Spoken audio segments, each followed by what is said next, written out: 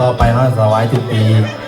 มีโอกาสผู้ดึงแล้วถ้าหนาเป็นผู้ปล่อยได้บ่ให้ดึงทั้งสองทางได้